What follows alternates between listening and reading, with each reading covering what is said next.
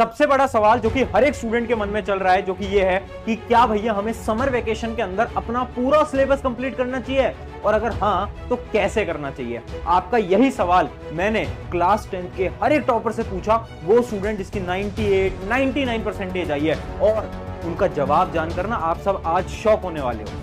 सो hi everyone, मेरा नाम है Prashant, mentor of thousands of students, और आज बात कर रहे हैं समर वेकेशन में सिलेबस कैसे खत्म किया जाए।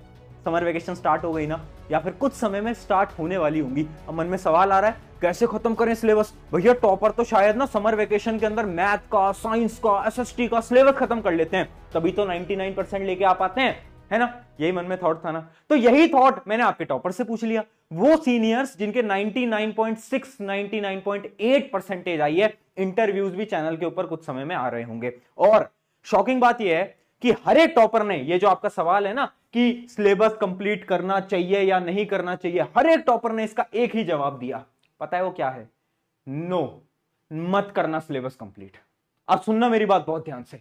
हर एक टॉपर ने बोला समर वेकेशन के अंदर सिलेबस कंप्लीट करने की जरूरत ही नहीं है, क्योंकि इतने कम समय के अंदर अगर हम फोकस करेंगे सिलेबस कंप्लीट करने पे तो होगा क्या, हम जल्दीबाजी करेंगे, और जब हम जल्दी जल्दी करेंगे तो हमारी क्वालिटी खराब हो जाएगी।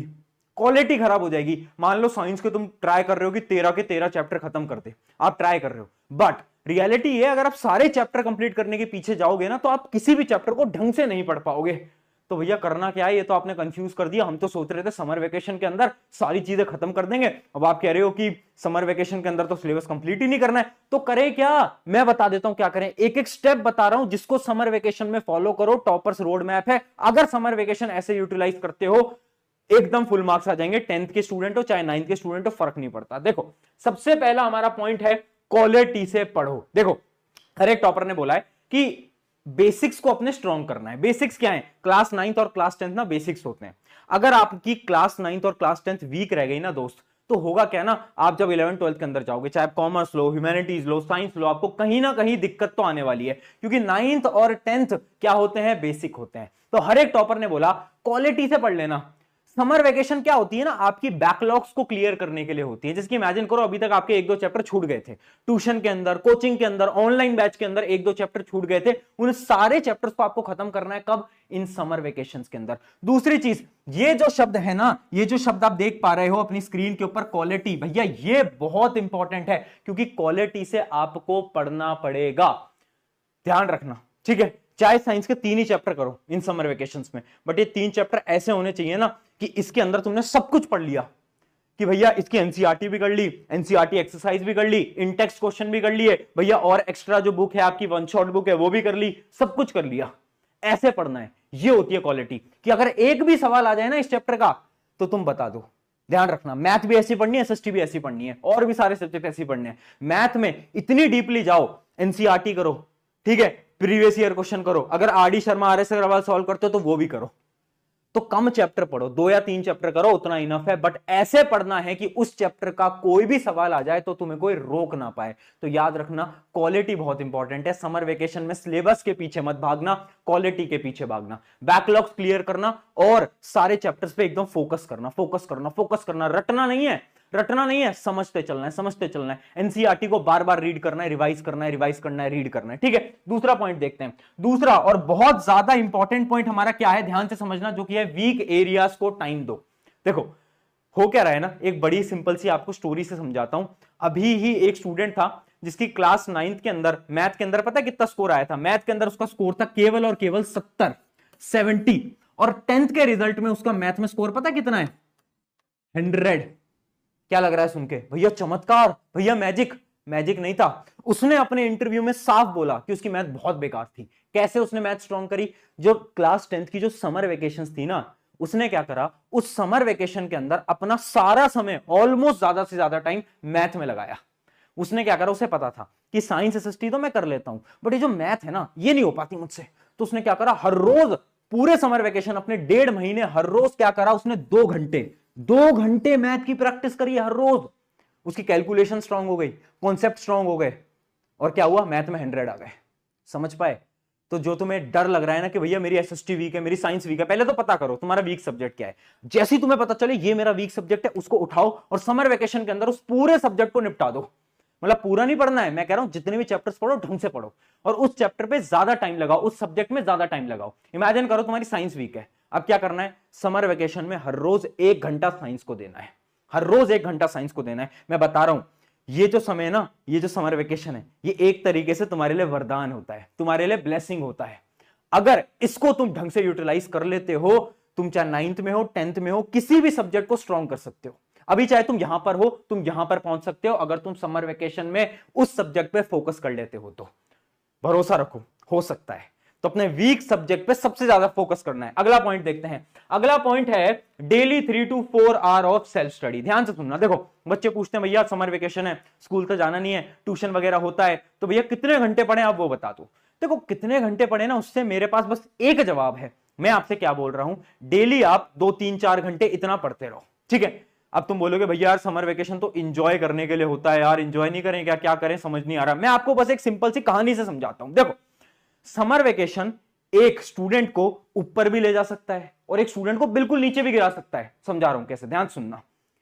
आप इमेजिन करो अब चेयर पे बैठे हो आराम से, है ना, और वहां पर एक बटन है, पंखा आपका दूसरे रूम का चल रहा है, तो आप क्या करते हो, आपका मन नहीं करता ना कि यार वहां तक कौन उठ के जाएगा, क्योंकि आपको आलस आ रहा होता है ना कि वहां तक कौन उठ के जाएगा, पंखा कौन बंद करेगा यार, ऐसा मन करता है ना बार बार कि यार कौन उठेगा। ऐसा क्यों लगता है, क्योंकि हम जो है ना, ह्यूमन जो है ना, हम आलसी होते हैं, ठीक है। ये हमारा नेचर है, सबका नेचर, हम आलसी होते हैं, ठीक है। अब इसी को आपकी पढ़ाई से लिंक करते हैं। अगर पूरे समर वेकेशन आप कुछ नहीं पढ़ते, आपने सोचा यार मैं तो एंजॉय करूंगा आराम से यार, 1.5 महीना है, जिंदगी के यही तो पल है जीने के लिए, इसको तो जीने दो, इसमें तो एंजॉय करने दो, और तुमने 1.5 महीना एंजॉय करा।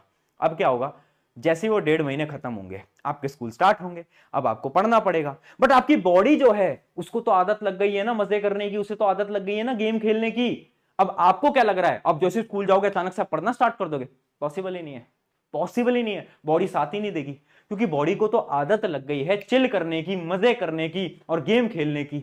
अब कैसे पढ़ लोगे, अब आपको 1 से 2 महीने लगेंगे वापस से पढ़ाई वाली सिचुएशन में आने में, और इतना समय में आपके पूरे बोर्ड एग्जाम या फिर क्लास 9 के एग्जाम खत्म हो जाएंगे, खराब हो जाएंगे, ट्रस्ट मी।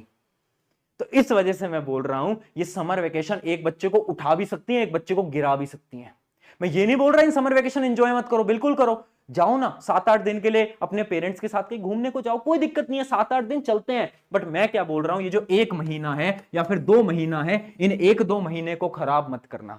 हाँ 7-8 दिन घूमने जाओ, बहुत अच्छी चीज है, बिल्कुल घूमना चाहिए, माइंड फ्रेश करो, बट बाकी का जो समय है उसमें पढ़ना। भैया कितने घंटे पढ़ना है, चाहे कम कम पढ़ो, मैं बोल रहा हूं शुरू में कम पढ़ो। अगर तुम्हें पढ़ने की बिल्कुल आदत नहीं है, हैबिट बनाने के लिए पहले तुम शायद 1 घंटे से स्टार्ट करो।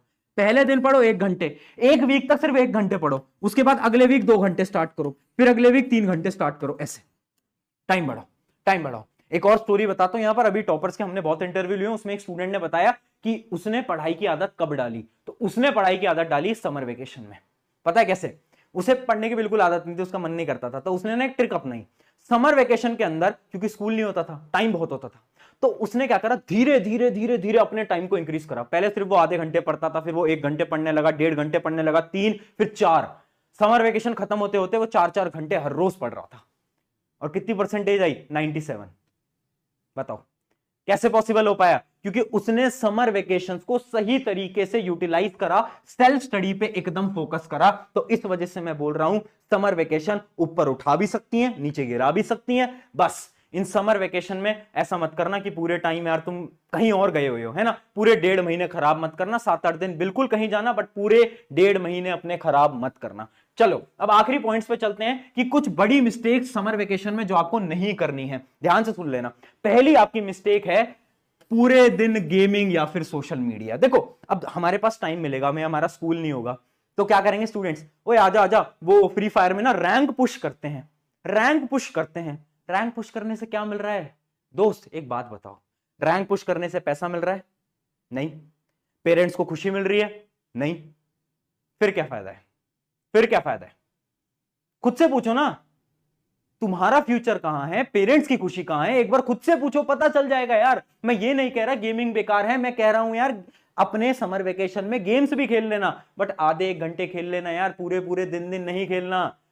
अगर ये कर लिया ना, अगर एक गेमिंग का चस्का चढ़ गया ना एक बार, मैं बता रहा हूं समर वेकेशन पूरी निकल जाएंगी गेमिंग में, पता भी नहीं चलेगा। देखो मैं टॉपर्स का एग्जांपल देता हूं, बट मैंने एवरेज बच्चों को भी देखा है जो पढ़ने में पहले बहुत अच्छे थे, बट हुआ क्या ना कि समर वेकेशन के अंदर गेमिंग की आदत लग गई।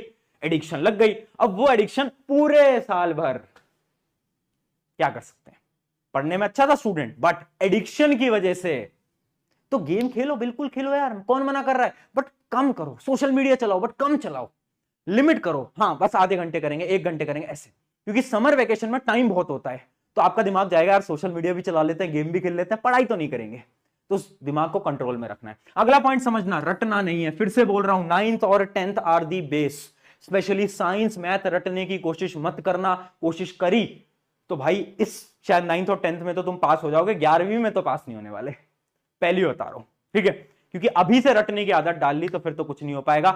रटना नहीं है, समझो यार, टाइम है, चीजों को समझने की कोशिश करो, लेक्चर्स देखो, ज्यादा बार नोट्स बनाओ, समझो कि यार हाँ साइंस का कॉन्सेप्ट कैसे हो रहा है, ये क्या हो रहा है, वो क्या हो रहा है, ठीक है, समझ पाए। तो ज्यादा चीजें रटने पे फोकस मत करो, आपको क्या करना है, चीजें समझनी है ना। मैंने स्टूडेंट्स को देखा है मैथ्स को रट रहे हैं, अरे यार मैथ्स रटने की चीज थोड़ी ना होती है, मैथ्स नहीं रटना होता, ठीक है। अगली चीज और लास्ट चीज, वर्क ऑन योरसेल्फ या फिर समर कैंप। ध्यान से सुनना, देखो ये समय वापस नहीं आएगा दोस्त, ठीक है, पढ़ना तो है ही, बट आपके स्कूल्स के अंदर ना सुबह सुबह का जो 6 से 7 बजे जो सुबह ना एक समर कैंप लगते होंगे, मुझे नहीं पता सब स्कूल में लगते हैं नहीं लगते, बट मैं आपको बता रहा हूं समर कैंप होते हैं, जिसके अंदर कुछ बास्केटबॉल खिलाया जाता है, फुटबॉल खिलाया जाता है, टेबल टेनिस खिलाया जाता है, स्विमिंग कराई जाती है, बहुत सारे अलग अलग समर कैंप होते हैं। मैं बोल रहा हूं इन समर वेकेशन में एक समर कैंप ज्वाइन कर लो। हर रोज 1 घंटा लगेगा या ज्यादा 2 घंटे लगेंगे, बट उस 2 घंटे से आप हर रोज कोई ना कोई फिजिकल एक्टिविटी कर लोगे। देखो अभी तुम्हारी एज बहुत कम है, अगर फिजिकल एक्टिविटी अभी से छोड़ दी ना दोस्त, तो बॉडी एकदम इनएक्टिव हो जाएगी, ठीक है। चाहे पढ़ने में तुम 99.8% लिया हो, बट अगर बॉडी अच्छी नहीं है तो क्या फायदा, क्या फायदा। अगर तुम्हारी बॉडी के अंदर एनर्जी नहीं है तो क्या फायदा। इस वजह से बोल रहा हूं फिजिकल एक्टिविटी कुछ ना कुछ करते रहना। मुझे आज भी याद है मेरी समर वेकेशन जहां पर मैंने स्विमिंग सीखी थी, आई गेस क्लास 9th या क्लास 10th की बात होगी, और वो आज भी मेरे काम आती है क्योंकि मैंने उस समय पर सीख ली। अब आज भी मैं स्विमिंग कर सकता हूं बहुत अच्छे से, क्योंकि मैंने उस टाइम पे समर कैंप में सीखी थी। तो वो जो समर कैंप का टाइम होता है ना, जो समय होता है, बड़ा इंपॉर्टेंट होता है, इसको वेस्ट मत जाने देना, ठीक है। तो बस इतना बोल रहा हूं, गेमिंग कम करनी है, सोशल मीडिया कम करना है, समर कैंप में जाना है, 2-3 घंटे हर रोज पढ़ाई करनी है। स्कूल तो है नहीं तो 2-3 घंटे तो आराम से निकल जाएगा। इतना करने को अगर तैयार हो, क्वालिटी से पढ़ने को तैयार हो, समर वेकेशन में तुम बहुत अच्छी तरीके से पढ़ पाओगे और क्लास 9th या फिर क्लास 10th के अंदर बहुत आसानी तरीके से टॉप कर पाओगे, ठीक है। ऑन दिस नोट, शुक्रिया एवरीवन, मेरा नाम है प्रशांत। समर वेकेशंस को एंजॉय करना है, पढ़ना है, टेक केयर, बाय बाय।